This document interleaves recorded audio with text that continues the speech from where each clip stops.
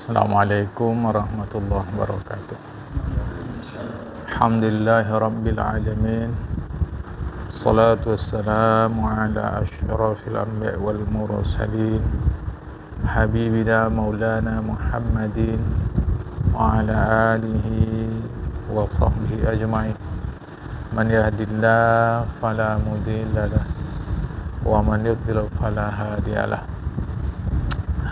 Qala al-musannif rahimahullahu ta'ala wa nafa'ana bi'ulumihi fid darain amin summa qala al-faqih rahimahullah hadatsani abi rahimahullahu ta'ala hadatsana Abu al-Husain al-Fara'u hadatsana Abu Bakr al-Jurjani an Muhammad bin Ishaqa amman haddatsahu an Ma'mar an az-Zuhri qala ila akhirih.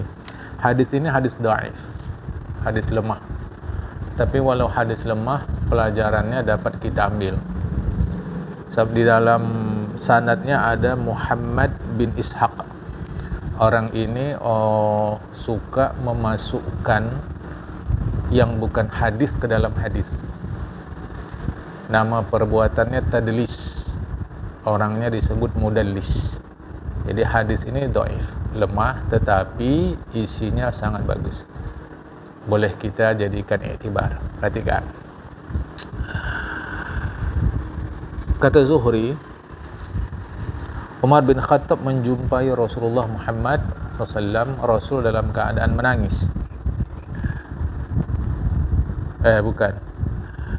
Dakhala Umar bin Khattab Rasulullah SAW wa yabki. Wa qala Rasulullah ma yabki ya Umar. Umar menjumpai Rasulullah. Umar dalam keadaan nangis. Jarang-jarang preman nangis.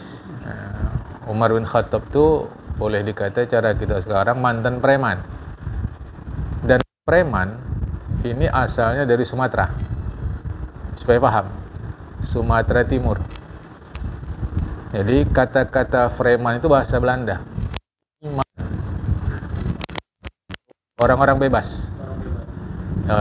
Itu asalnya dari Sumatera Timur. Tapi di pertengahan jalan kata-kata preman itu menjadi negatif. Mereka bebas, nggak mau diatur oleh Belanda. Tetapi setelah merdeka mereka tak tertampung, maka jadilah dianggap preman itu negatif. Padahal preman itu positif. Supaya paham, Umar bin Khattab ini luar biasa, ya, luar biasa, macam-macam lah. Nah, dia jumpai Rasulullah, dia nangis. Rasulullah tanya, "Maya beki ke Umar? Kok nangis?" Bahasa kita, kan? Saya tak ikut bahasa terjemahan kitab lah, supaya mudah ya. Kalau ikut bahasa terjemahan secara aturan, payah nih. Maya beki ke ayu Umaru. Sesuatu apakah yang telah membuat oleh ia akan engkau menangis wahai Umar? Tak sedap awak dengarnya. Kalau bahasa kita, kok nangis kau? Itu Rasulullah tanya kepada Khalifah Umar. Kok nangis kau Umar? Umar jawab, ya Rasulullah, depan pintu ini ada anak muda. Apa yang terjadi pada dia telah menghancurkan hatiku. Itulah sebabnya aku menangis. Wahwa ya bagi, anak muda itu pun nangis. Jadi dia nangis, datang ke rumah aku. Dia ceritakan keadaan dia, apa yang dia alami, yang dia ceritakan menghancurkan hati aku. Aku pun nangis. Kata Rasulullah, udah suruh dia masuk. Lantas dia pun masuk. Ya, kata Zuhri, dia pun masuk, anak muda tadi masuk dalam keadaan menangis. Rasul tanya, kok nangis kau? Ya Rasulullah, dosa aku yang banyak nih, itulah buat aku nangis. Abkatni dzunubun katsirun. Dzunubun katsiratun. Dosa yang banyak itulah yang buat aku menangis. Aku takut Tuhan yang perkasa marah sama aku. Nah, Rasulullah klarifikasi. Kata Rasulullah, apakah kau telah menduakan Tuhan, wahai anak muda? Tidak. Kau bunuh orang rupanya.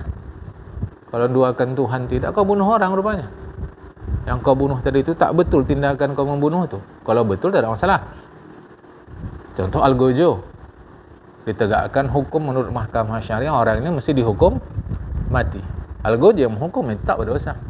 Jadi Rasulullah tanya, aku tahu tak nafsan wirham? Orang rupanya tanpa alasan yang dibenarkan agama? Tidak. Ya udah, kalau membunuh orang tidak, menduakan Allah tidak, Allah ampunkan dosa kau walau sepenuh langit bumi. Langit lapis 7, bumi lapis 7.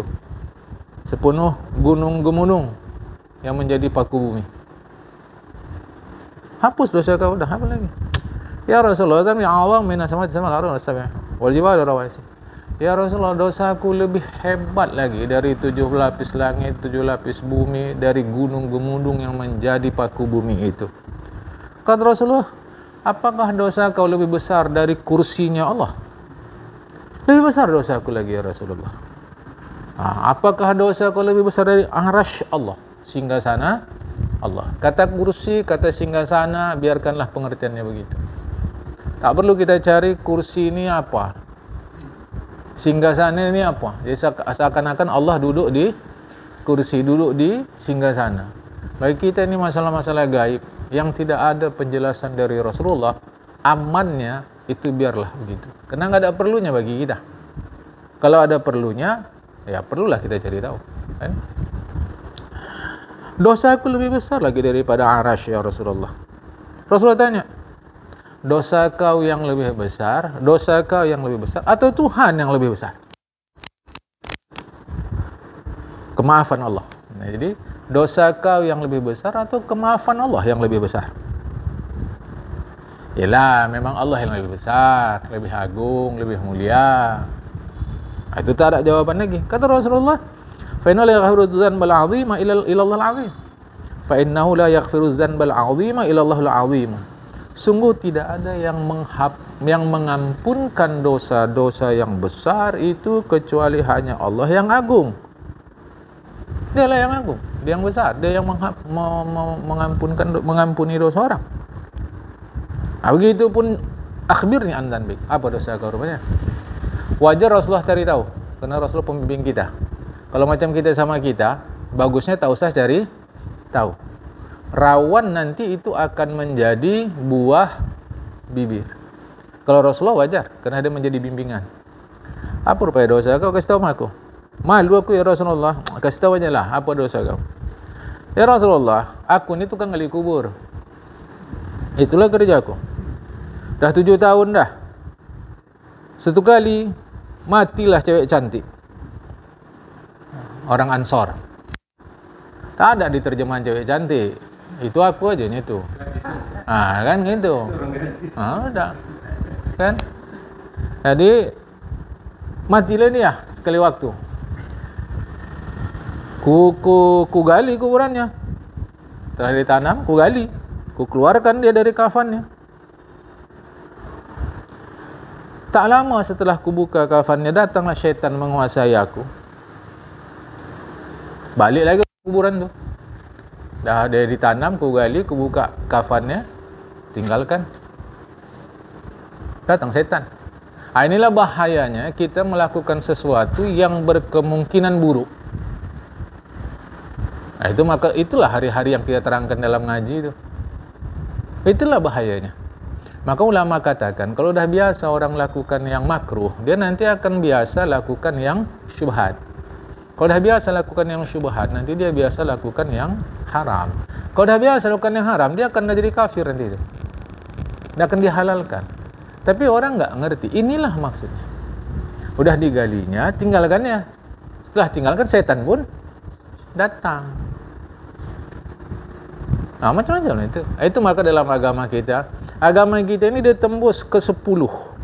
Kita baru langkah 1, dia sudah jelaskan angka 10.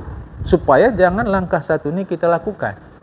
Sebab kalau kita lakukan langkah 1, dia berkemungkinan langkah 2, 3, sampai 10 nanti. Yang enggak betul itu. Maka yang 1 ini pun lakukan. Itu orang bilang, apalah salahnya awak kayak gini rupanya. Bukannya dosa. Memang. Dia tidak dosa yang kita lakukan itu. Tapi berkemungkinan ke sana. Nah, setelah itu setan datang. Diprovokasinya aku percaya itu fajama itu, aku pun balik, ku setubuhi mayat tadi. Itu namanya nekrofilia. Nekrofilia itu orang senang bersetubuh dengan mayat. Tak lama mayat tadi pun bangkit, bercakap dia, wailak ya syab, celaka kau. Celaka kau anak muda. Kalau bahasa kita wailak ini, di situ apa diterjemahkan? Celaka. Kalau bahasa kita, wailak ini enaknya agak kasar siap. Mampus kau ni. Ajab bisa. Kalau bahasa Peram ini kepala otak kau lah. Ini dia.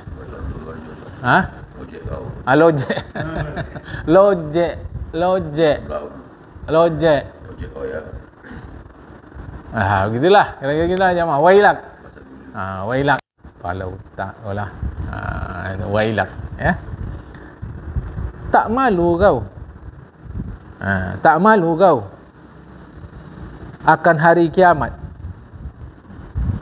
Min dayyan yaumiddin, akan Tuhan pemilik hari kiamat. Tak malu kau. Hari itu Allah Ta'ala meletakkan kursinya untuk melakukan pengadilan. Dia ambil dosa wa ya'khudhu lil mazlumi min adh-dhalim. Diambil dosa dari orang yang merugikan orang lain, dia kasih pahala itu. Dengar, dia ambil pahala itu dari orang yang merugikan orang lain dan dia kasih pahala itu kepada orang yang dirugikan. Zalim bahasa kita. Jadi Allah tak takut kau sama Tuhan pemilik hari kiamat. Dia akan lakukan keadilan, akan dia tunjukkan keadilan seadil-adilnya. Dia ambil pahala dari orang yang merugikan orang, lantas Allah kasih pahala itu kepada yang dirugikan. Kau tinggalkan aku dalam keadaan tak berpakaian, di tengah-tengah mayat yang begini ramai. Kau biarkan aku junub di hadapan Allah Subhanahu wa taala. Itu si mayat. Tapi hadis ini dhaif ya. Hati-hati jemaah. Itulah dosaku. Fa Rasulullah pun melompat pegang Rasulullah tengkuk kawan ni. Kata Rasulullah, fasik kau. Nampak-nampaknya memang perlu kali lah kau sama neraka ni. Hambus kau dari sini. Cakap Rasulullah. Tak ada hambus terjemahan. Itu bahasa kita sini. Hadis tu dia begitu supaya cepat faham. Anak muda tadi pun bertaubatlah, keluar meninggal Rasulullah dalam keadaan bertaubat kepada Allah. 40 malam lamanya.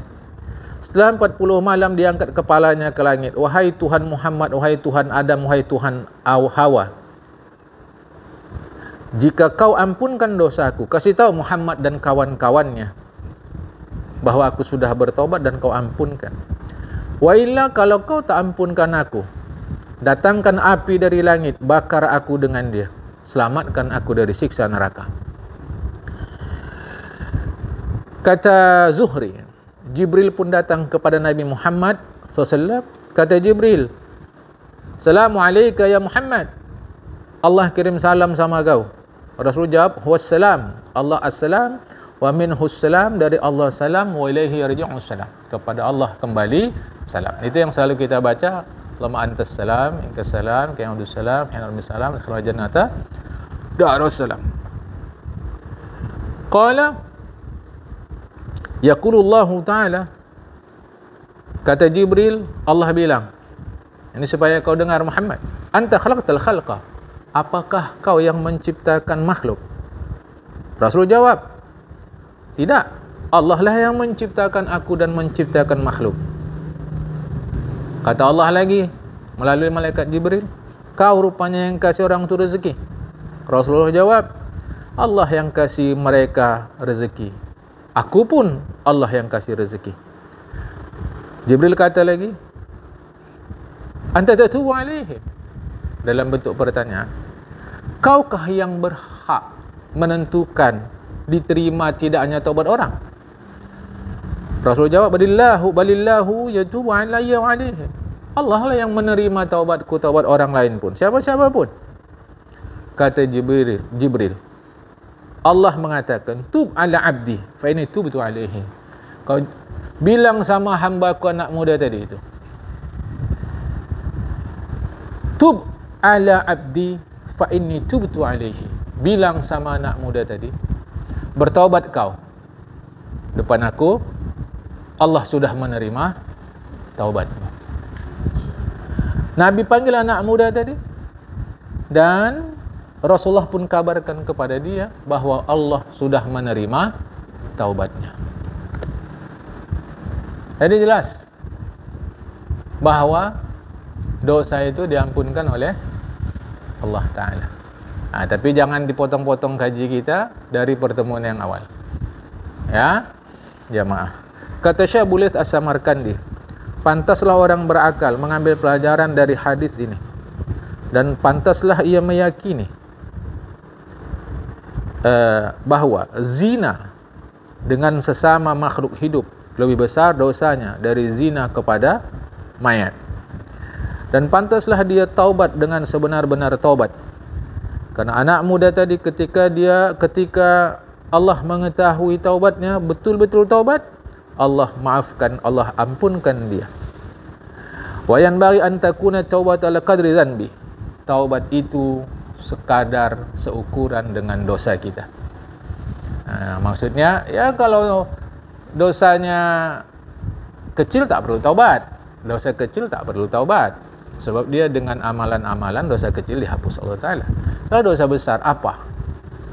Dosa besar minum khamar. Ya sebatas aturan yang harus kita penuhi terkait taubat dari minum khamar.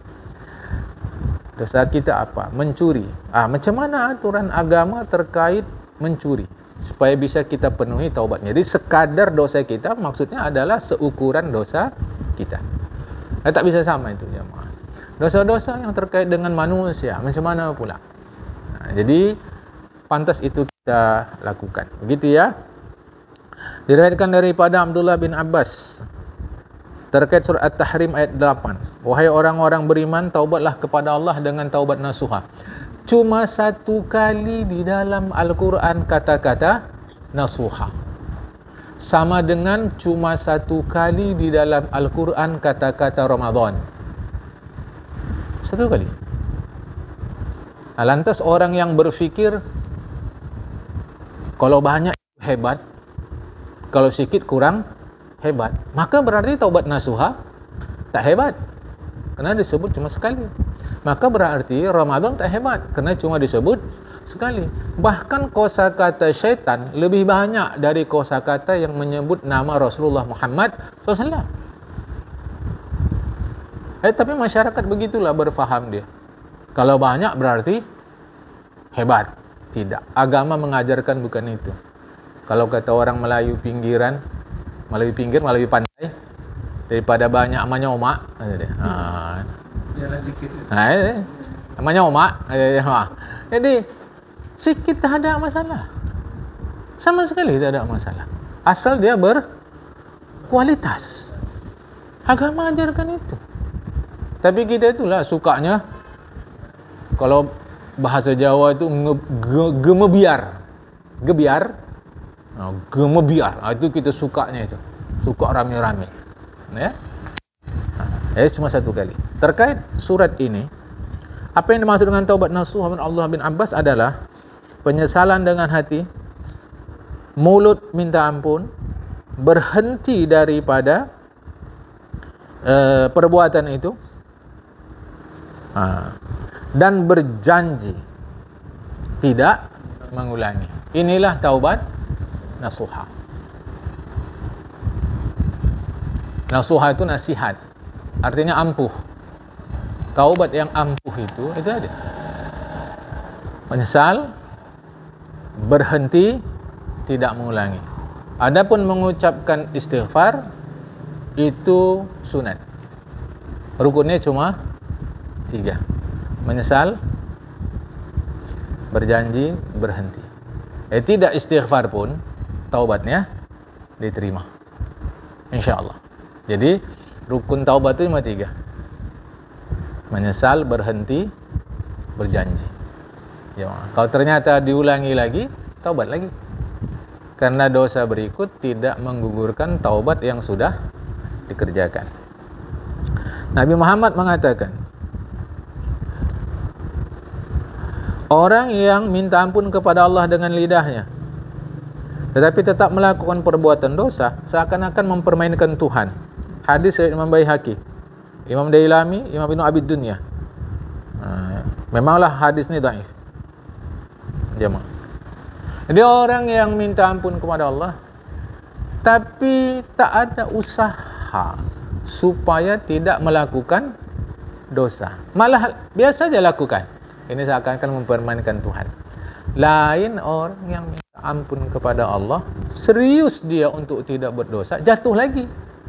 Itu tak masalah. Dalam pengertian tak masalah, tak masuk dalam hadis ini. Yang maksud hadis ini, dia minta ampun, tapi mudah aja buat dosa. Ini seakan-akan mempermainkan Tuhan. Jamaah, mau hati-hati, ya. Disebutkan dari Rabi'ah, yaitu Rabi'atul Adawiyah.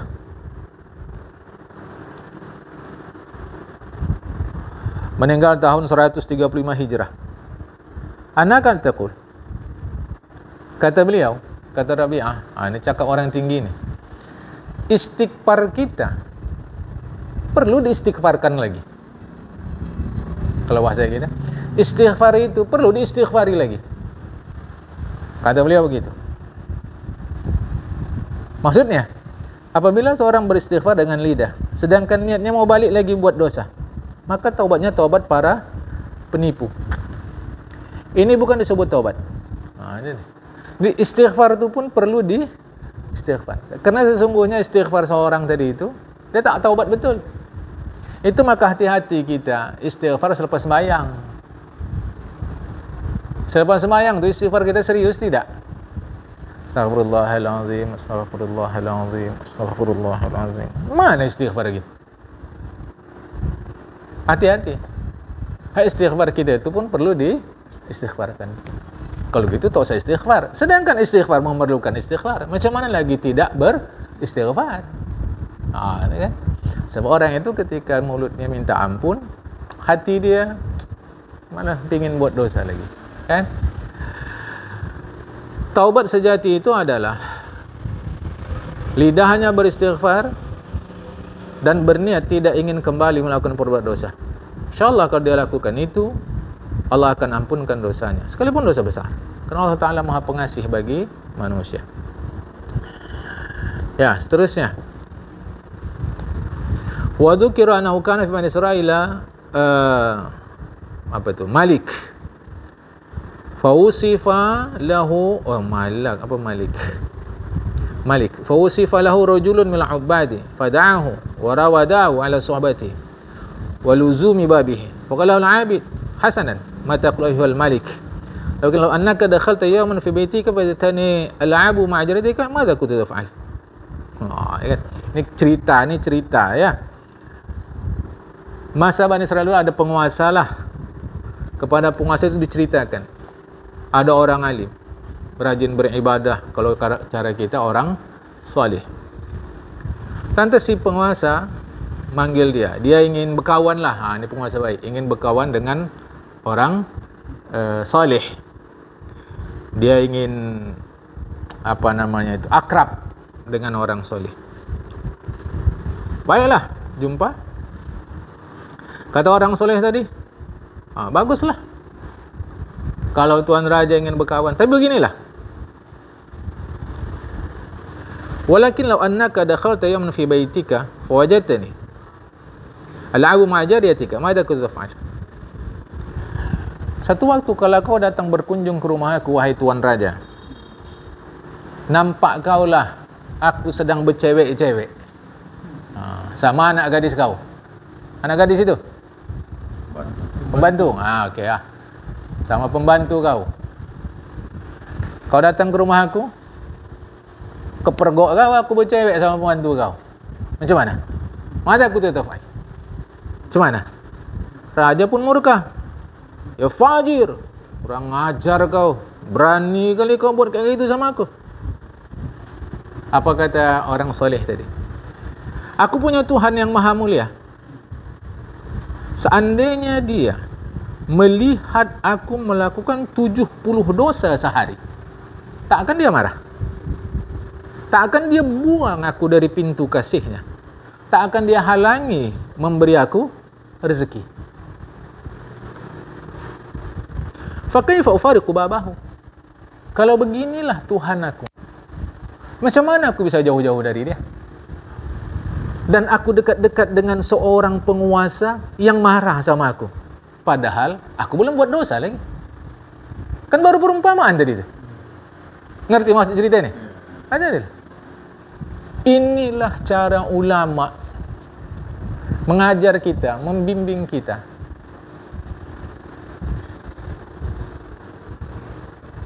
Agar berhati-hati berkawan dengan penguasa.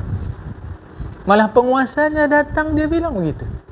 Ini cara halus dia sebenarnya agar dia tidak berkawan dengan penguasa. Aku belum buat maksiat lagi kau dah marah. Aku punya Tuhan, kalau aku buat dosa 70 kali atau 70 banyak dosa tadi, 70 dosa, terserahlah. Apakah 70 kali kah dosa yang sama atau dosanya macam-macam sampai 70. Kalau aku buat tu, takkan dia marah, takkan dicampakkan aku, tetap aku dikasihnya rezeki. Ada tuan yang kayak gini, macam mana aku datangi tuan yang marah sama aku?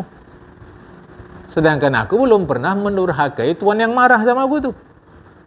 Macam mana lagi kalau sempat pula aku betul-betul pernah buat dosa kepada tuan yang marah sama aku tadi itu? Kena raja tadi orang bijak, keluar dia. Tak jadi dia berkawan, malu dia. Ya, banyak yang bisa kita fahami dari sini ni. Banyak sekali pun. Ya, tapi udahlah, kena kaji kita tentang taubat, menjelaskan begitulah kasih sayang Allah kepada manusia. Okay. Kata Syekh Abu Laith As-Samarkandi, dosa itu ada dua. Satu antara kau dengan Allah, satu lagi antara kau dengan manusia. Dosa antara kau dengan Allah, taubatnya, minta ampun kepada Allah, menyesal dan bertekad untuk tidak mengulangi. Siapapun yang melakukan aturan tadi, menyesal, bertekad tidak mengulangi, beristighfar, apa tadi ini? Ya, beristighfar, menyesal, bertekad tidak mengulangi. Tentu maksudnya itu, istighfar itu maksudnya adalah berhenti saat itu juga dari perbuatan dosa itu. Siapa yang lakukan itu, taklah dia tinggalkan tempat dia saat itu, dimanapun dia berada, pasti Allah Ta'ala ampunkan dosa dia. Illa an yatruka syai'an minal farad, kecuali kalau setelah itu dia meninggalkan yang wajib-wajib, maka yang wajib-wajib itu tetap harus dikerjakan. Tak bermanfaat taubatnya. Dia bertaubat tapi yang wajib tetap ditinggalkan. Ya. Selama tidak dia qada. Tapi kalau dia qada, insya-Allah tak ada masalah. Jadi qadaan itu ada dalam Islam. Qadaan apa saja? Yang wajib-wajib itu wajib diqada jemaah. Kalau yang lalu tidak kita kerjakan. Puasa kah, zakat kah, haji kah, solat kah, itu wajib diqada. Dulu kita kaya, sekarang kita jatuh miskin. Waktu kaya dulu sebenarnya sempat kita untuk tunaikan ibadah haji. Sekarang miskin. Maka itu wajib diqada bila nanti kita kembali sanggup. Jamaah, ya. Kemudian dia menyesal dan minta ampun kepada Allah. Jadi dosa kepada Allah, istighfar, berhenti dan menyesal. Istighfar tadi itulah maksudnya apa tadi itu? Masya Allah. Istighfar, kalau di sini istighfar menyesal berjanji. Istighfar menyesal berjanji, tidak mengulangi. Istighfar itulah berhenti. Istighfar itulah berhenti. Jadi berhenti saat itu juga. Ya maaf. Ternyata yang wajib dia tinggalkan, itu wajib diqada. Wajib diqada. Jadi lengkap semua paketnya. Jangan ini dibuat, ini tak dibuat. Tak bisa. Goreng ikan, kompornya mesti dihidupkan, dinyalakan. Kalau goreng ikan, kalau masak, gasnya penuh, tapi tidak dihidupkan, tak jadi juga. Makanya kalau masih ada yang kita tinggalkan, wajib diqada. Adapun dosa kepada manusia, fama lam turdihim la tanfa'u taubah. Selama engkau tidak minta halal kepada mereka, taubat kau tak akan diterima oleh Allah Ta'ala. Tak bermanfaat. Jadi kalau dosa terkait dengan manusia, wajib kita minta halal kepada manusia itu. Makanya saya menyampaikan dosa ke Tuhan lebih mudah menyelesaikannya dari dosa ke manusia. Lebih hebatnya dosa kita lebih banyak ke manusia dari ke Tuhan. Ya dosa awak. Cuma mana tak dosa? Anak orang enak tidur, kereta kita kuat kali. Suaranya terganggu orang tidur, terbangun dia. Menzalimi orang tak? Terus macam mana? Sak, kendaraan kita lewat, cepret, airnya kena orang. Macam mana? Ya, macam mana? Jadi ini dosa kita sama manusia jauh lebih banyak dari dosa kita kepada Tuhan. Melihat kenyataannya sekarang lah. Okay. Melihat kenyataannya sekarang. Hati-hati jemaah. Kita minta halal. Kita buka aib orang, kita ceritakan orang. Kita minta halal. Kalau tidak, sangkut. Selama belum selesai. Ini hati-hati. Okey. Kata Syekh seterusnya. Dah diriwayatkan dari sebahagian tabi'in.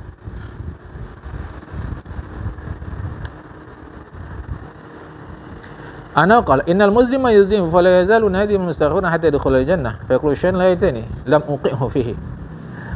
Kata sebahagian tabi'in, orang berbuat pendosa yang berbuat dosa itu senantiasa menyesal minta ampun kepada Allah sampai akhirnya dia masuk surga. Setan katakan celakaku, tak bisa dia ku hancurkan, tak bisa dia ku celakai.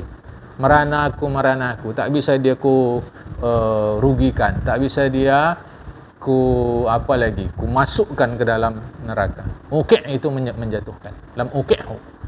Artinya apa jemaah? Sepanjang hayat, selama hayat di kandung badan, selama itu terus-teruslah kita bertaubat.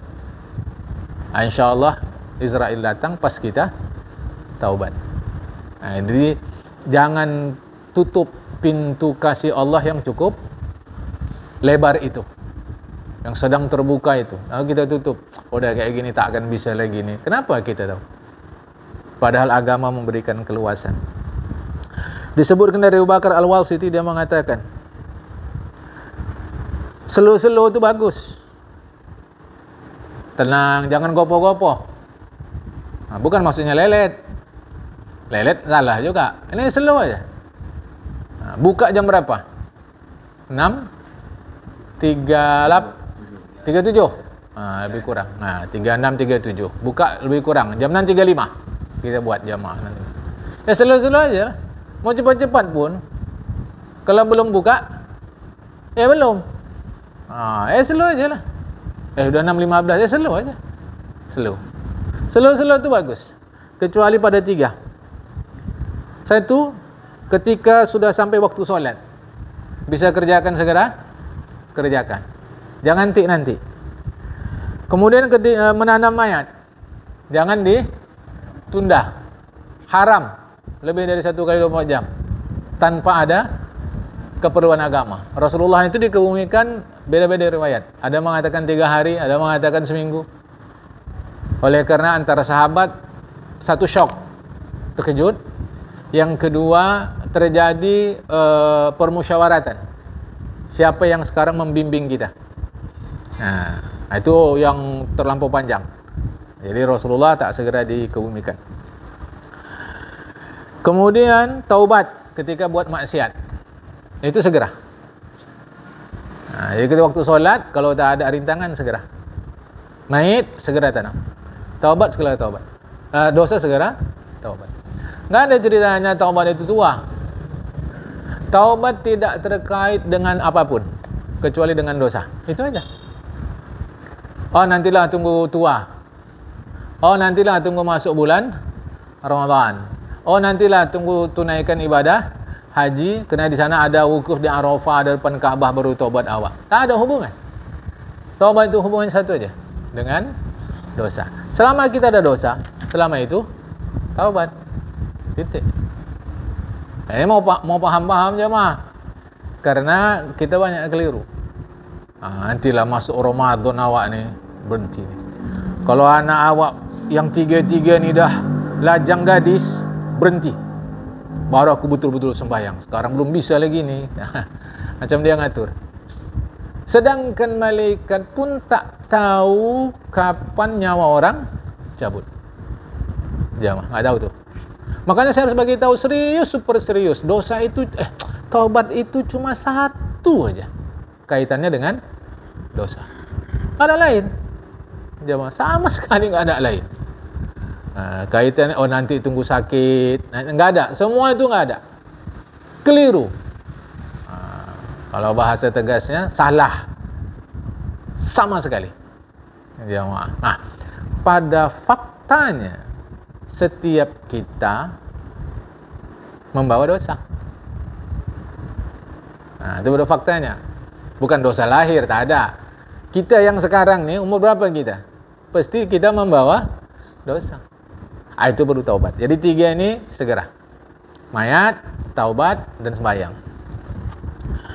Sebahagian orang-orang baik itu, orang-orang bijak, menyebutkan orang taubat itu tandanya 4. Innama tu'rafu taubatur rajul fi arba'ati asya'a. Ada 4, dan dengan 4 ni tahulah kita orang tu taubat. Terus masing-masing, jangan tengok orang. Kita taubat apa enggak? Tengok saja. 1. An yumsika lisan minal fudul wal ghibati wal kadhibi. Dia tahan mulutnya dari cakap yang enggak perlu, gosip, tipu. Itu nomor 1. Dia tahan mulutnya dari cakap enggak perlu. Perlu dalam agama pahala. Jadi dia tahan mulutnya dari cakap yang tidak menghasilkan pahala. Saya sudah bagi tahu di pengajian kita berkali-kali. Pahala cakap ni bukan mesti Al-Quran, bukan mesti hadis. Seluruh pun bisa menghasilkan pahala. Jadi dia tahan mulut dia dari perkataan, ucapan, cerita, kombur yang tidak perlu. Perlu sama dengan pahala. Jadi yang tidak hasilkan pahala, dia tahan. Apa salah seluruh kalau itu menghasilkan pahala? Bisa buat suasana relax. Bisa buat suasana jadi tenang, enak, santai dengan seluruh tadi. Tak masalah. Kemudian masih nomor 1, dia tahan lidahnya dari gibah, gosip. Jamaah. Mudahnya gosip, yang kita kata tu orang tak suka. Kita cerita sepulan tak suka. Gosip, dosa. Jelas jamaah. Yang buruk, yang aib, yang cacat, bukan yang baik. Kadang ada orang kita ceritakan kebaikannya dia tak suka. Berarti kita gibah? Tidak. Tidak jamaah. Yang kekurangan lah, asalkan cerita kekurangan seseorang, kalau dia dengar dia enggak suka, dia gibah. Dosa besar. Payah tu menyelesaikannya. 2. Ya, masih nomor 1 nih, poin yang kedua. Yang ketiga, dusta. Dusta itu al-ikhbaru ani syai'i ala khilafi ma huwa alaihi. Itu dusta. Menginformasikan sesuatu dengan tidak sebenarnya. Itu dusta. Jamaah. Orang sekarang sebutnya hoax. Asalkan kita ceritakan tidak sebenarnya, itu disebut dusta. Apakah kita tahu atau tak tahu yang sebenarnya? Kita ceritakan. Kita tahu yang sebenarnya begini, tapi yang kita ceritakan bukan yang sebenarnya, dusta. Kita tak tahu yang sebenarnya, tapi kita ceritakan, tentu tak sesuai dengan sebenarnya, kita juga disebut dusta. Sengaja atau tak sengaja, dusta. Apakah orang berdusta berdosa? Belum tentu. Syarat orang berdusta itu dosa 2. 1, al-ilmu. 2, at-ta'ammud. Al-ilmu tahu dia bahwa ini yang sebenarnya. Yang kuceritakan bukan yang sebenarnya. Yang kedua, ta'ammudu, sengaja. Dia tidak ceritakan yang sebenarnya, baru disebut dosa. Jadi al-ikhbaru an syai' ala khilafi ma huwa alaihi, menceritakan tidak sebenarnya, itu disebut dusta. Tahukah tak tahukah yang sebenarnya, sengajakah atau tidak sengaja menceritakannya, disebut dusta. Pasti berdosa? Belum tentu. Baru berdosa dusta itu kalau dua syarat terpenuhi. Satu, dia tahu yang sebenarnya. Kedua, dia sengaja. Tapi tak diceritakan yang sebenarnya. Hati-hati. Itu hati-hati. Makanya, tapi bagus gini kan, jemaah. Jadi yang dilakukan Nabi Ibrahim itu bukan dusta. Namanya tauriyah. Atau satu kitab nanti sebutnya ta'arid. Tauriyah, supaya ilustrasi tulisannya tawawroya tabulat. Tawawroya tabulat. Dapat gambarannya? Tawawroya tabulat. Ya, dengan tabulatnya sambung. Tauriyah. Atau satu kitab nanti sebutnya ta'arid. Ta'ain roya dot. Nah itu. Oke? Itu yang dilakukan Nabi Ibrahim, bukan dusta. Apa maksud tauriyah nih? Tauriyah nih perkataan yang kita sampaikan, yang kita maksud beda dari yang orang maksud. Kalau bahasa orang sekarang bias. Kenapa kok nggak ngaji semalam? Aduh, berat kali kepalaku Dah berapa lama aku sakit? Perlu diperiksa tuh. Apalah, dah bisanya nih. Alhamdulillah. Nah, kalau apa aku pun mau juga bantu, jangan biarkan gitu. Oke. Si yang mengabarkan kepalaku berat, beda pahamnya dari yang mendengar. Yang mendengar bilang sakit. Yang cerita, ya kepala siapa yang ringan? Enggak, kepala siapa yang ringan? Tak ada dia bilang sakit. Cerita di masyarakat si Fulan sakit. Ya, aku tak ada, kata si Fulan. Maka sibuk kami datang nih. Mana ada aku sakit? Orang berat ku bilang kepalaku. Kepala siapa yang ringan? Begitu Nabi Allah Ibrahim. Ada 3 tuh. Panjang kisah tuh. Kan? Saya niatkan mau selesaikan nih. Nanti kalau ceritakan tuh terkendala nih. Begitupun satu di antara yang 3 tuh. Patung paling besar dibiarkan Nabi Ibrahim. Patung paling besar dibiarkan Nabi Ibrahim. Patung-patung lain sudah dihancur Nabi Ibrahim. Alat penghancur tuh diletak di patung. Terserahlah. Apa di leher, di manakah, serah. Datang mereka, siapa yang lakukan ini? Kata Ibrahim, dia yang melakukan yang paling besar ini. Adil. Dia yang melakukan yang paling besar ini. Orang tu paham. Dipahamkan orang tu yang melakukan yang paling besar. Padahal maksud Nabi Ibrahim yang melakukan dia. Dia siapa? Dia Nabi Ibrahim. Yang paling besar ini. Dapat paham nih? Dia yang bal fa'alahu kabiruhum hadza. Bahkan dia yang buat nih. Yang paling besar ini. Macam kita dulu seluruh guru datang kau nanti tanggal 2 Idul Fitri lah. Atau tanggal 3 ya kalau enggak, datang malam tanggal 4 datang ke rumah. Bakar ikan kita segini. Segini. Biar nampak sini. Segini. Yang kita tengok ini. Pas kita datang ke rumahnya, percuma ngaji. Menipu je kerja mulut dia. Segini, anak gembung dibakar ya. Kata segini. Yang bilang segini siapa? Orang segini. Ini kan? Ya, tunjukkan sini. Gini. Yang awak tengok segini. Itu namanya tauriyah. Atau ta'arid. Itulah yang dilakukan Nabi Allah Ibrahim.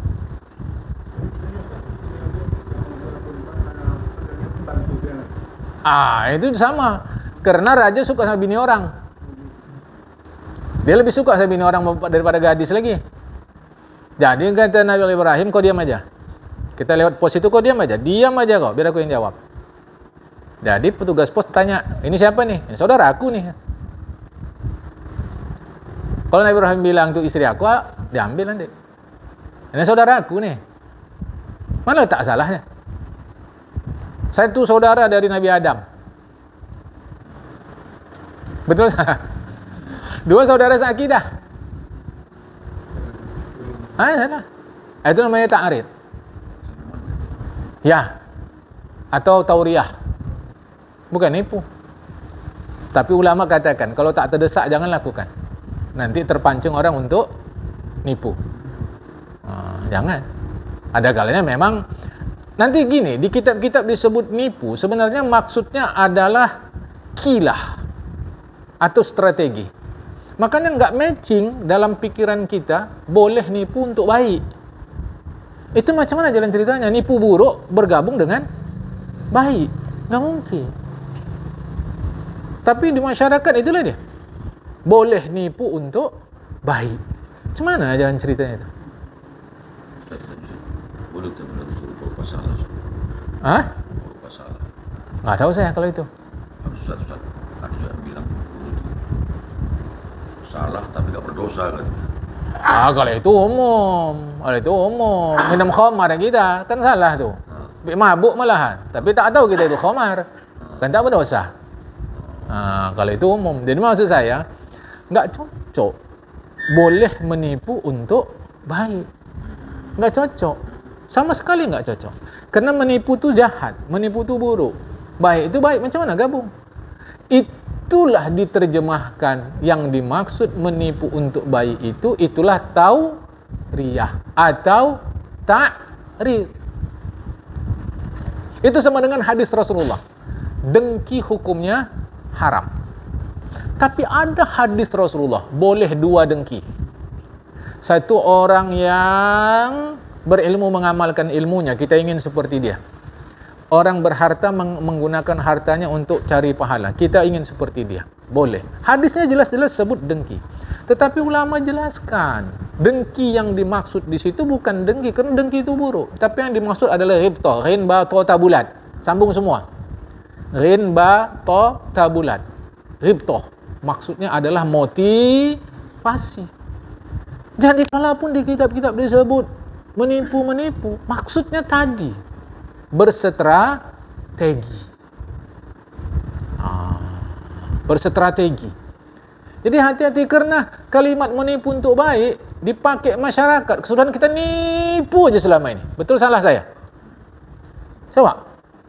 Kan nggak apa-apa untuk baik. Coba dulu. Mana? Penjelasan kurang.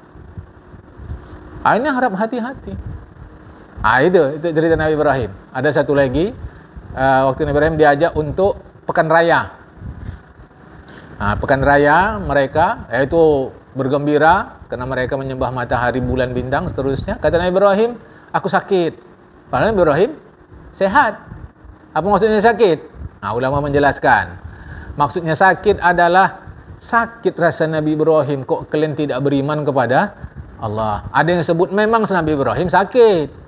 Ada yang sebutkan maksudnya adalah boleh jadi satu masa aku mengalami sakit. Itu maksud tuh. Inni saqim. Ayat Quran. Jadi hati-hati jamaah. Ya. Nabi Adam dulu kan Ustaz. Yang mana? Katanya kan Nabi Adam nggak pernah juga bilang salah kan? Salah, Nabi Adam salah. Salah. Ya salah. Tapi salah kan bukan mesti dosa. Gitu ya. Salah bukan mesti dosa. Kalau Nabi Adam nggak pernah salah, dia bukan manusia. Nabi Adam salah. Berdosa tak benar. Tapi dosa tidak.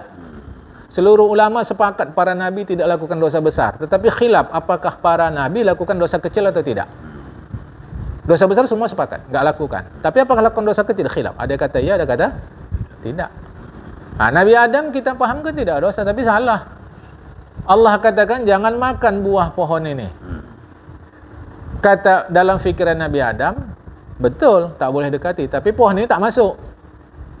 Itulah pahaman Nabi Adam. Ternyata pohon ini masuk. Salah tapi tak dosa. Lantas kenapa bertobat? Lah, para nabi bertobat beda dari kita bertobat. Orang minta maaf karena salah beda dari orang minta maaf karena tidak salah. Mana yang mulia? Orang salah minta maaf normal, orang biasa. Orang tak salah minta maaf, wah itu orang tulen, luar biasa, bagus itu. Jadi para nabi bertobat bukan karena dosa. Nah, itulah menunjukkan mereka itu orang-orang mulia.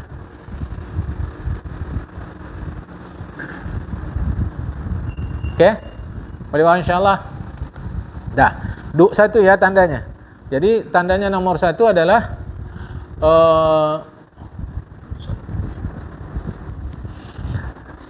jadi nomor satu, tanda orang itu bertobat, tahan lidah dari cakap yang tidak perlu, dari ghibah, dari dusta.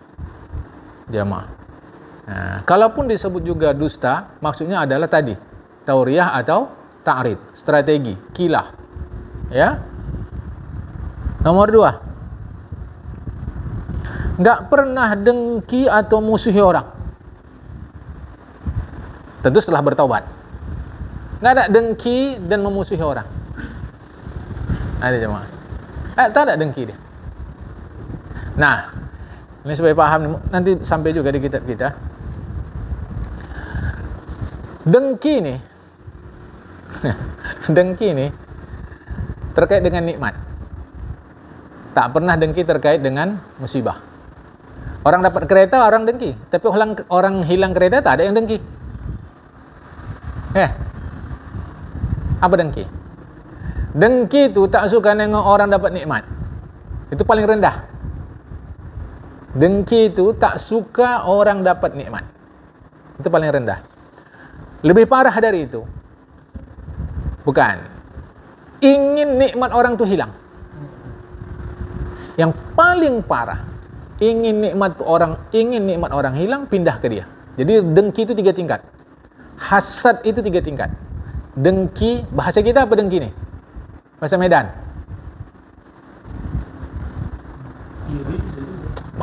Bahasa Medan, Bang. Apa syirik? Apa nih? Apa? Ada. Ange. Oh, ya.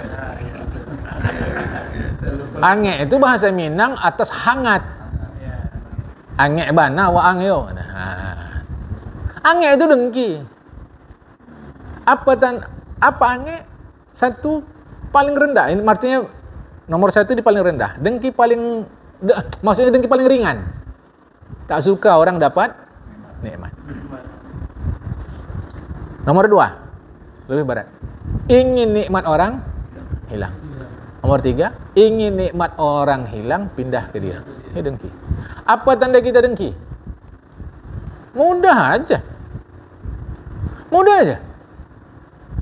Apabila kita nengok orang dapat nikmat, ada getar enggak di hati? 5 ampere. Ada enggak tu? Itu bibit dengki. Jangan dipupuk, jadi nanti dia. Mantap si Polan. Bang, laku tanah dia. Macam mana kita? Tanah kita tak laku-laku. Tanah dia laku. Padahal kita sudah iklankan 5 tahun. Dia baru 2 tahun. Macam mana? Iya, makanya itu berarti sudah bibit dengki. Tinggal pilih pupuknya dan perawatannya. Kalau pupuknya bagus, jadi dia. Itu tanda mudah tu. Tanah dia laku, tanah awak tidak. Alhamdulillah ya Allah, laku tanah dia. Itu mantap. Ada gitu tak? Saya tak tahu kita. Saya mau ngasih tahu kita ni ngidap dengki atau tidak? Itu aja.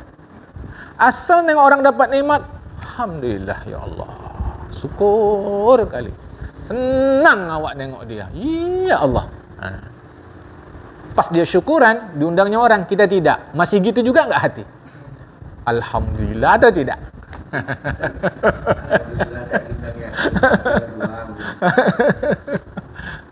Yang tahu kita. Saya untuk ngasih tahu aja, tanda dengki itu mudah. Bila orang dapat nikmat, dedet. Itu dah bibit tu. Dah bibit. Penyakit 4S itu dah dengki tu, Ustaz. Yang mana tu? Senang nengok orang susah, susah nengok orang senang. Ada dia. Itu udah jadi tuh. Udah jadi tuh. Ngobatnya tuh nggak bisa sini, dokternya Pineng tuh. Dia nggak bisa sini tuh. Dia masih ke Pineng, dia mesti ngurus paspor dulu apa itu. Dia super spesialis ngobatnya itu. Kita mesti tahu sama diri sendiri. Itu dengki. Nah, tanda dengki tapi tak dari agama nih, dari masyarakat lah. Payah tidur. Orang dengki mesti payah tidur. Orang payah tidur belum tentu dengki. Gulang-guling, gulang-guling, gulang-guling. Apa kayak gitu, Dek? Kata bini. Rupanya tetangga sebelah udah ngecat rumah. Orang ni belum juga. Gulang-guling, gulang-guling, gulang-guling, gulang-guling. Dah. Satu hasad, dua ghibtah. Ghibtah tadi saya ceritakan. Yang ketiga ghirah. Ghin ya ra tabulat. Ra dengan tabulat tak bisa sambung. Ghirah. Ghirah tu bahasa Indonesianya gairah. Artinya cemburu. Macam mana tu? Orang yang sebab nikmat jauh dari agama, istidraj. Kita tahu dulu dia rajin ke agama, tapi setelah dapat nikmat dia jauh. Maka kita minta kepada Allah, ya Allah, bila sebab nikmat tu dia jauh dari agama, aku mohon hilangkan nikmatku. Nikmat tu itu boleh. Tapi masalahnya kita mau hati-hati. Kita ghirah apa dengki? Jangan-jangan awak angek. Orang dapat parcel, awak tidak. Boleh jadi awak angek. Kan? Padahal yang dikenal masyarakat aku, kok dia yang dapat. Ini makin kunjung Ramadan, makin tersaring nih yang dengki sama yang enggak dengki. Udah. Jadi orang yang betul taubat itu enggak ada dengki-dengki, enggak ada musuh-musuh. Apa mau dengki-dengki? Apa dia ngangek? Ya, makanya orang dengki, suhu tubuhnya mesti naik. Angek hangat. Ambil termometer, ukur, naik itu. Boleh paham insyaAllah. Usah angek-angek. Apa yang bisa buat? Buat, titik. Lain. Ghirah tadi lah cemburu tu. Kan? Tapi cemburu tu boleh pada dua, kata Rasulullah. Pada ilmu yang bermanfaat, harta yang bermanfaat. Paham? Jadi orang yang taubat itu dia tidak ada dengki dan tidak ada musuh sama orang. Orang memusuhi dia itu urusan orang. Yang penting dia tidak memusuhi orang. Orang memusuhi dia biasa saja mah. Kan? Udah baik pun awak dimusuhi orang juga. Kata kita berarti itulah kau enggak belajar sirah, kau enggak belajar sejarah Rasulullah. Siapa makhluk paling baik menurut kita? Rasulullah. Dibenci orang enggak dia? Apa lagi awak yang baru masuk Islam? Kita ni kan baru masuk Islam ni. Ya enggak lah, sejak lahir. Baik, ayah kita Islam. Islam. Atuk kita Islam. Okey, Islam. Ayah atuk kita Islam. Okey, Bang Is kata Islam. Atuk-atuk kita Islam. Kan? Kerana Islam ni baru masuk ke Indonesia. Kalau di Sumatera Utara ni dari Natal dia masuk. Bukan dari Medan, dari Natal sana, Mendeling sana. Ya. Daerah tu baru sah. Bagus juga pergi sana. Pernah naik sana, kuburan tinggi tu? Kata. Dari atas nampak Samudra India tu. Ya, maaf. Tanah tinggi ya. Ya, maaf. Dari Aceh, Perlak. Baru kita masuk Islam ni. Tahu-tahu kita dah kata dah buat baik, awak masih benci juga orang. Hei, kau baru masuk Islam. Rasulullah dibenci orang. Maka usah pikir kalau orang benci kita. Yang penting asal jangan kita membenci orang, musuh orang. Dengan catatan kita benar dalam agama. Nomor 3. Orang itu bertaubat apa tandanya?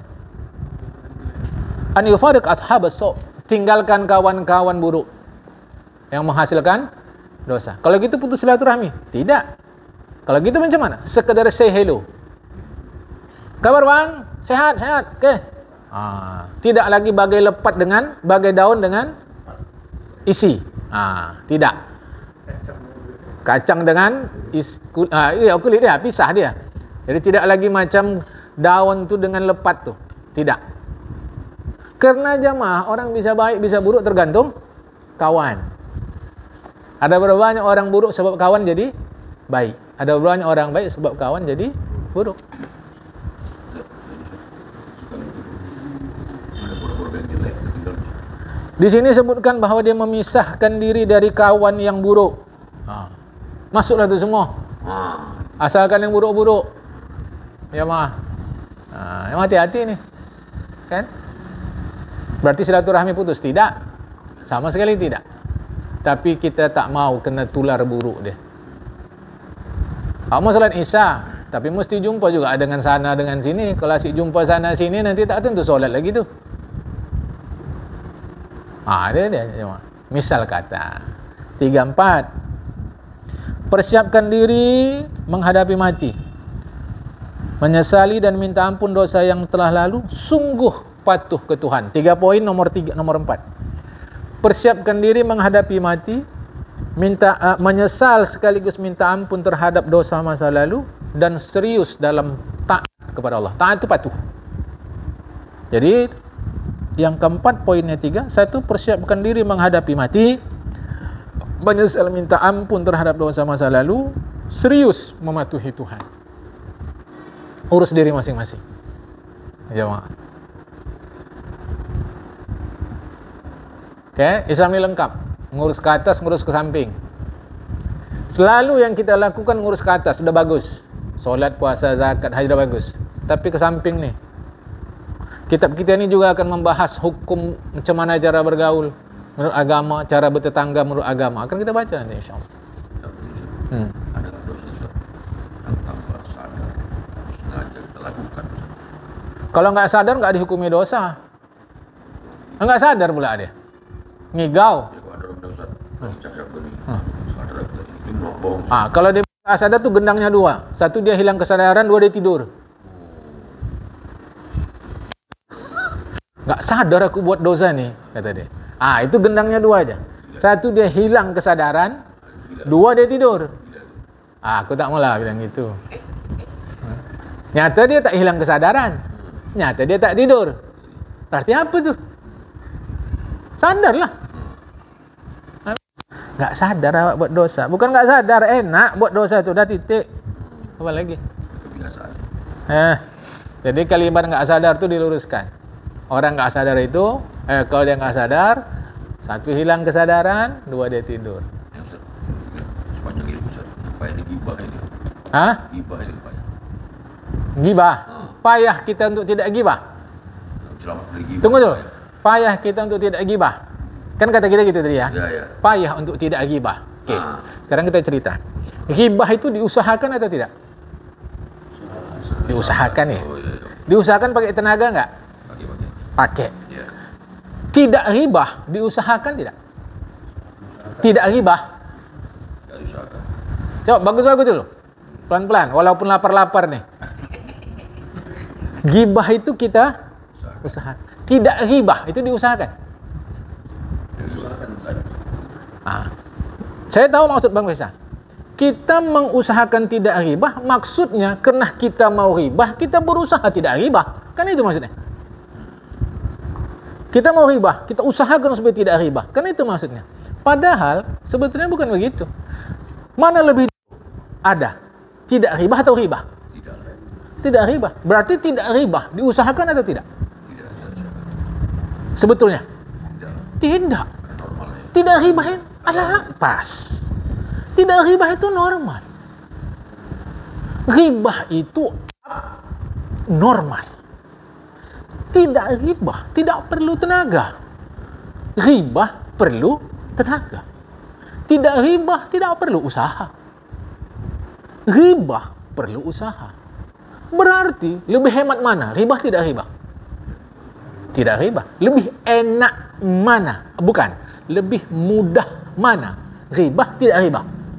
Tidak ghibah. Tidak ghibah itu enak dan ringan. Rupanya ghibah itu bisa dia enggak, tunggu dulu. Ghibah itu dia sendiri atau mesti ada mitra? Udah, jadi kalau sendiri bisa tidak ghibah. Bagus gini. Ginilah bagus ngaji itu. Letuskan aja biar kita bincang, jangan diam-diam. Kalau di masjid terbatas waktu sembahyang. Kalau sini kan enak. Ini dibuka berapa? Enggak bisa lah. Enggak ada. Nanti jam Ustaz. Ini udah usah terang lagi Ustaz. Udah usah. Ini juga pancing Ustaz itu. Harusnya harus dicakap kan. Jangan cocok. Tangan tok Ustaz. Jadi yang alam itu tidak ghibah. Yang ringan itu tidak ghibah. Karena nggak perlu usaha. Bukan yang enak. Yang enak itu ghibah. Mengapa? Karena kita sudah mengubah api menjadi air. Yang mestinya dia membakar kita. Kita pandang dia menyejukkan kita. Padahal dia tetap membakar kita. Kita nikmati dosa itu sudah. Nah itu maka kita sebut enak ghibah. Padahal lebih mudah tidak ghibah. Sekarang udah kebas. Terasa lagi. Kebas. Jadi ya. Pada saat kita ketemu, artinya kita lebih dari satu. Di sini ada potensi riba. Tapi kita kendalikan supaya tidak riba. Itu apakah termasuk masih dalam tahap tidak riba? Kau ada di majelis ribah, Ya. sedangkan kau sanggup menghentikannya, tapi kau tak hentikan, kau akan membagi dosa bersama. Artinya kita kena dosa, dan kita sanggup menghentikan, tapi tidak kita hentikan. Itu kata Imam Nawawi. Lantas kau tak sanggup hentikan, tapi kau tetap ada di situ. Kau tetap kena dosa. Tadi sanggup, ini tak sanggup. Tak sanggup pun tetap kena dosa, apalagi sanggup. Kecuali kau tinggalkan majelis itu, baru kau tak dapat dosa. Itu pun dengan catatan, bila kau tinggalkan tidak menimbulkan resiko bahaya bagi dirimu. Kalau menimbulkan risiko bahaya bagi dirimu, kalau kau tinggalkan, kau tetap di situ sambil terus-menerus istighfar. Masalahnya belum awak usaha udah bilang nggak sanggup. Terusnya bukan istighfar. Sedap cerita kawannya.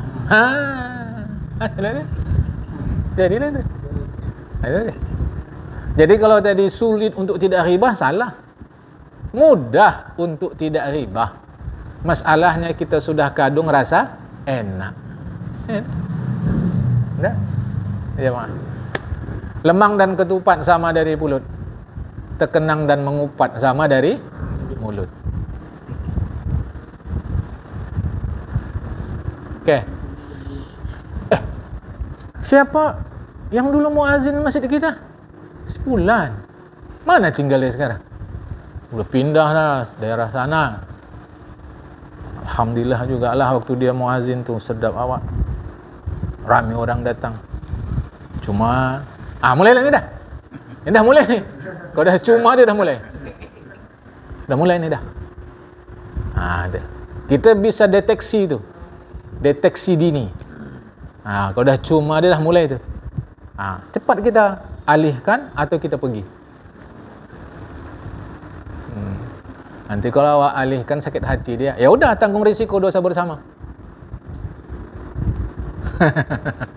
Boleh faham ni? Dah. Masih lagi? Ribah. Jadi enggak susah tu. Nahan ribah tu tak susah. Cerita je yang baik-baik dah. Habis. Tak sangka awak ada juga yang ngantar melon ni ya. Siapa yang ngantar untuk buka masjid kita melon ni? Si Pulan. Dah, titik, full stop. Dah. Full stop. Sambung, tapi kecil-kecil. Itu perkara itu ya.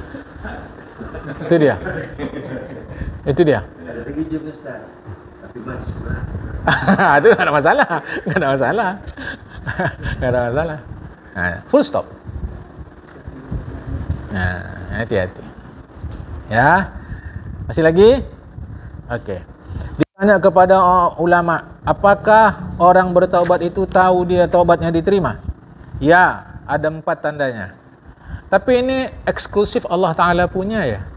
bagi kita tidak perlu. Dalam pengertian hati-hati memahami ini. Saya takutnya nanti menjadi klaim bahwa taubat saya diterima. Begitupun tandanya satu. Putuskan hubungan dari orang buruk. Ini nomor satu ya. Putuskan hubungan dari orang buruk. Terusnya, lihat mereka lebih hebat dari diri dia dan berkawan dengan orang-orang soleh. Caranya. Nomor satu. Nomor satu, putus hubungan dari orang-orang buruk. Lihat kehebatan mereka. Artinya berpikir positif. Lihat kelebihan mereka dan kawanlah dengan orang-orang soleh. Jangan asyik tahu kekurangan orang aja. Belajar untuk melihat kelebihan mereka yang buruk. Orang yang buruk ini. Kita melihat kebaikan dia. Iya. Oh, gitu. Wa yurihim hibatan min nafsihi. Kita ni selalu lihat keburukan orang. Bantah cakapku berikut. Dari tumpukan sampah masih mungkin tumbuh sekuntum melati. Betul? Apa makna dia? Seburuk-buruk orang mesti ada baiknya. Mengapa kita burukkan dia semua? Satu. Yang kedua, masa lalu orang kita tahu masa lalu dia buruk sampai sekarang. Tapi masa depan dia masih suci. Sekarang hari Ahad, kata pukul 11:30 siang. Dan kawan kita, dia tahu, kita tahu dia tak ada baik-baiknya sampai sekarang. Tapi jam 12 boleh jadi baik. Masa lalu orang memanglah hitam, gelap, kelam, berbau busuk, tapi masa depan dia masih suci. Mengapa lantas kita burukkan masa depan dia? Jadi tanda orang bertobat itu, dia pisah dari kawan yang buruk, dia lihat sisi positif kawannya yang buruk itu, dan dia berkawan dengan orang-orang saleh. Hati-hati loh jamaah. Ya.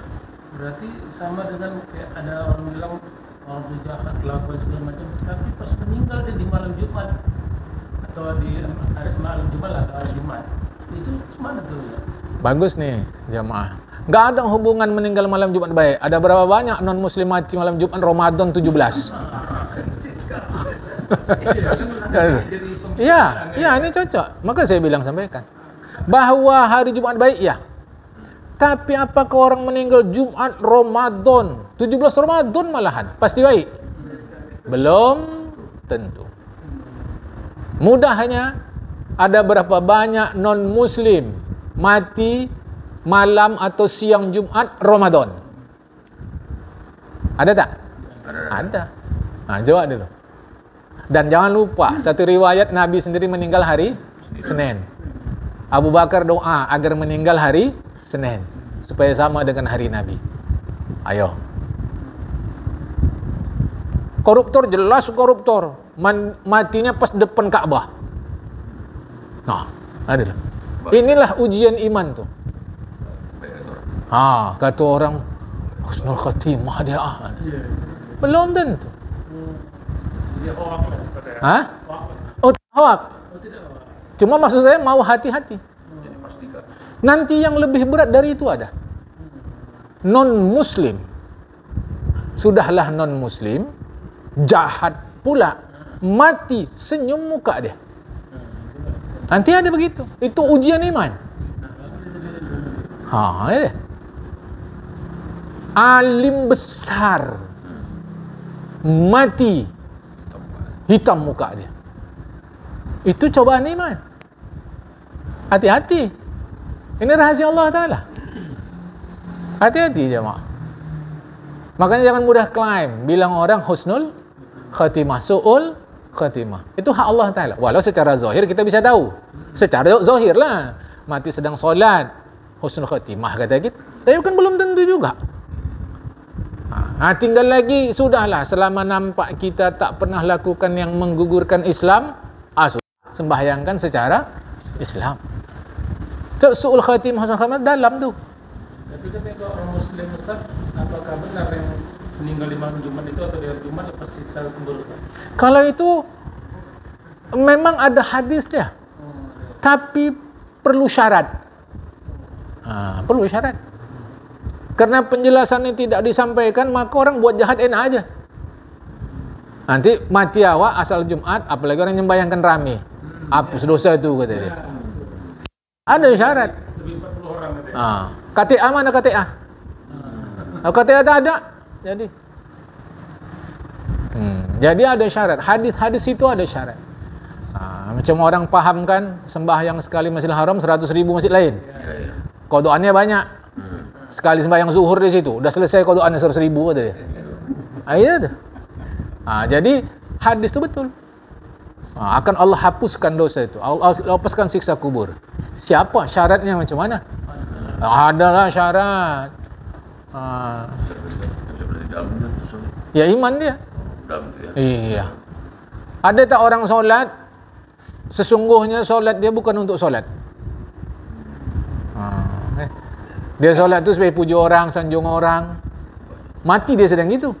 Kata orang husnul khatimah. Surga tempat dia ni Kata sahabat. Surga tempat dia ni Kata Rasulullah, tahu kau? Rasulullah negor. Mungkin di kitab kita benar ada ni. Dia mah. Tahu kau? Dia masuk surga. Artinya mau hati-hati. Tinggal lagi selama tak nampak yang menggugurkan iman, udah kerjakan fardu kifayah, itu aja. Kan? Dia jelas korupsi kok. Mati malam Jumat, nyembayangkan rame. Kata orang miskin, enak jadi orang kaya ni. Faktanya begitu. Jenazah orang miskin sama orang kaya, mana yang rame nyembayangkan? Tahlil pun orang kaya. Kalau tahlil dah jelas. Apalagi malam ketiga. Itu. Hati-hati Bang Haji. Hati-hati. Jadi hadis itu betul, tapi perlu ada syarat. Di antara syaratnya adalah matinya betul, baik, dalam keadaan dia baik. Yang ilustrasi saya, dia main judi. Sedang main judi, macam ada hologram dinampakkan Allah nasib anak bini yang sudah 3 tahun dia telantarkan, tak peduli lagi dia nafkah orang tu. Tapi tetap pulang ke rumah, merana anak bini tadi. Sedang begitu, jatuh kan dia kartu judi. Pulang dia, ingin minta maaf kepada anak bini, ingin taubat kepada Allah Ta'ala. Biasanya tu, kalut pikiran tu. Biasa, kerana ingin cepat. Sedang jalan tabrakan, mati. Husnul khatimah, su'ul khatimah. Orang kata? Syukur. Itulah kerja dia. Kualat. Doa anak bini kabul tu. Aku kalau enggak mikir tetangga, aku campak mayat tu. Tengok. Daripada orang yang selama ini. Itu yang saya maksud husnul dan su'ul khatimah. Padahal dia di sisi Allah boleh jadi lebih wangi dari kita yang selama ini sembahyang. Bukan kita kata dia main judi betul. Salah tu. Bukan kita kata dia abaikan anak bini betul. Salah tu. Bukan. Itu salah. Tapi proses tu. Hati-hati loh. Jemaah. Intinya di akhirnya itu. Ujung. Kamu hati-hati. Itu yang ditakuti ulama tu.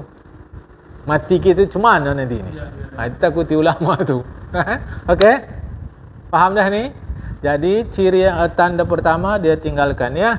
Yang kedua, an yakuna munqan min kulli tanbin wa munqal ajami ta'an. Dia putuskan hubungan dari seluruh dosa dan dia lakukan seluruh ketaatan. Taat itu patuh.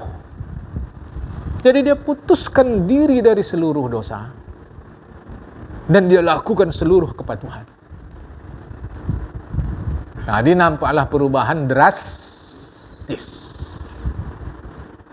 Baru betul taubat. 3.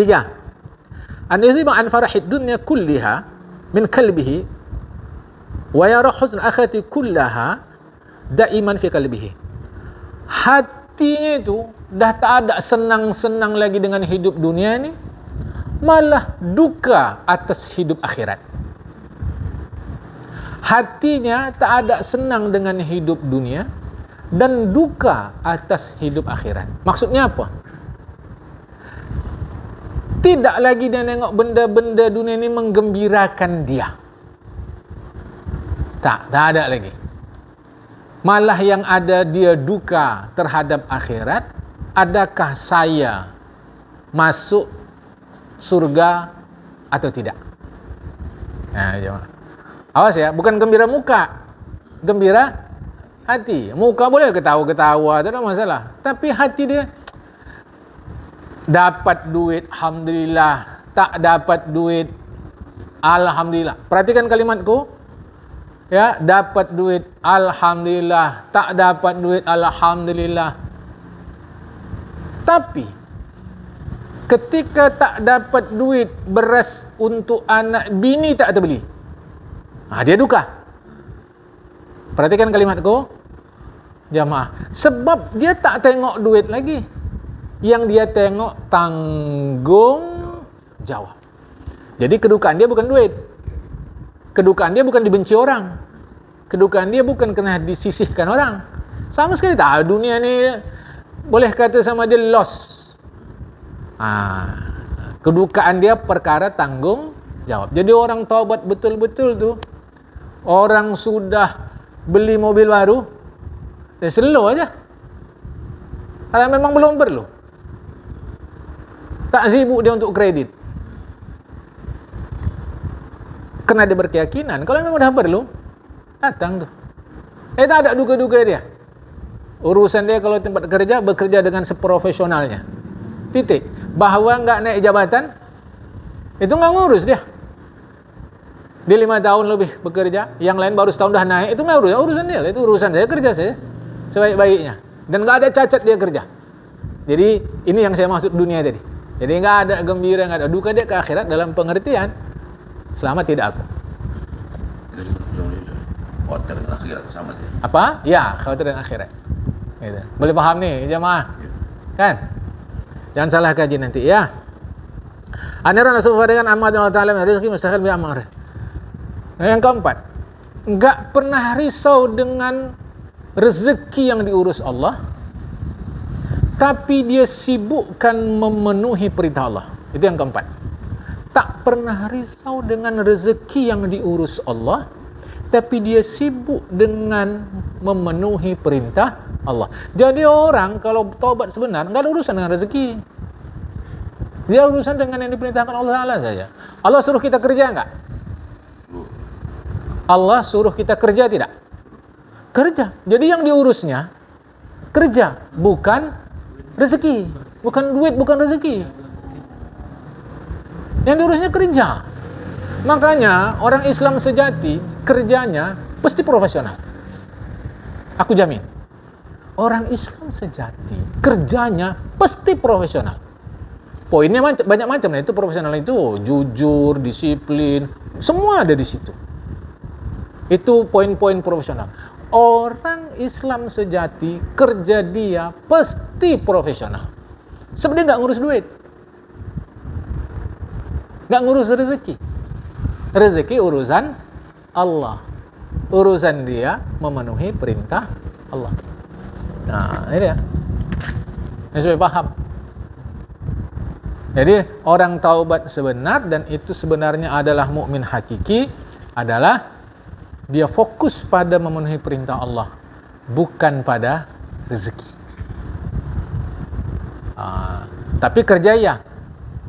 Hadis Rasulullah cukup tentang kerja.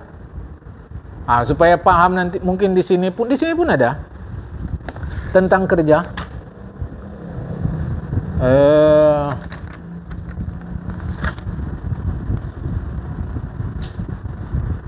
Bab kerja.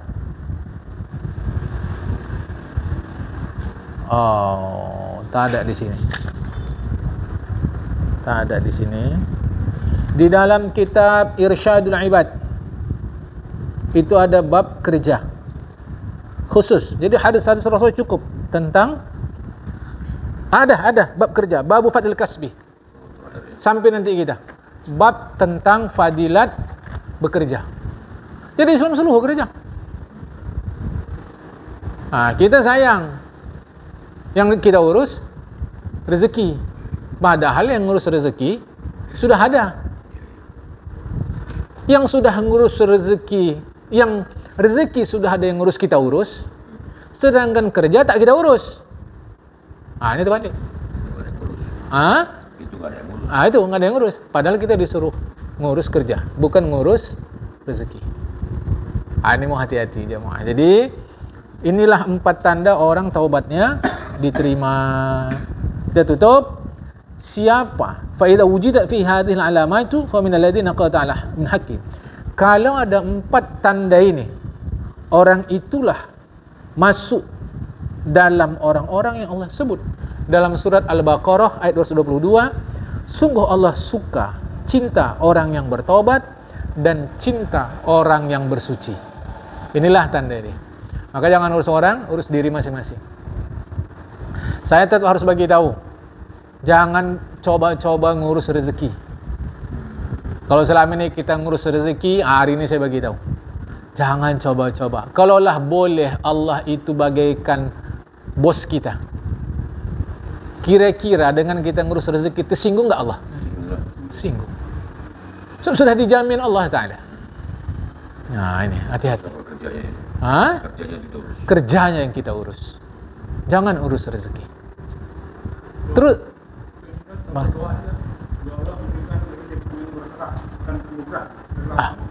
kan minta rezeki berkah. Yang kita minta rezekinya atau berkahnya? Berkah. Itu dah pas. Kita tak untuk apa minta yang sudah pasti diberi? Enggak, kita sudah pasti diberi enggak rezeki? Pasti. Pasti. Untuk apa diminta? Yang diminta berkah.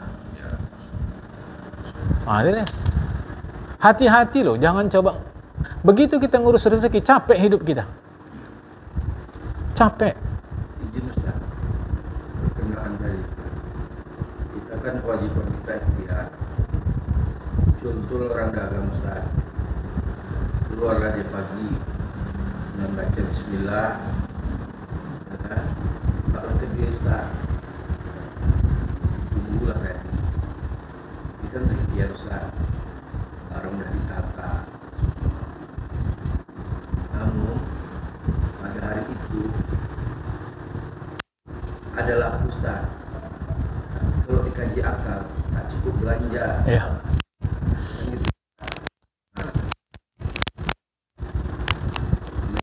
Kita yakin itulah dari Allah pada hari itu.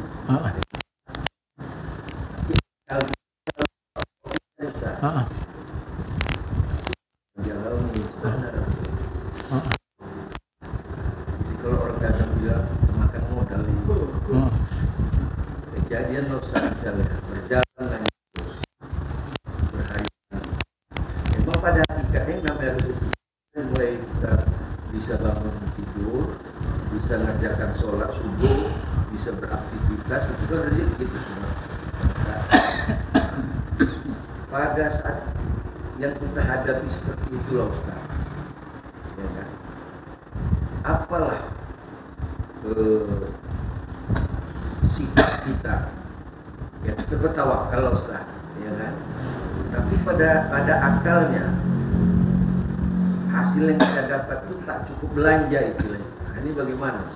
Jawaban mudah ada, tapi jangan sakit hati lah. Semua cukup kan? Cukup kan? Ada. Sampai sini dulu ya. Assalamualaikum warahmatullahi wabarakatuh.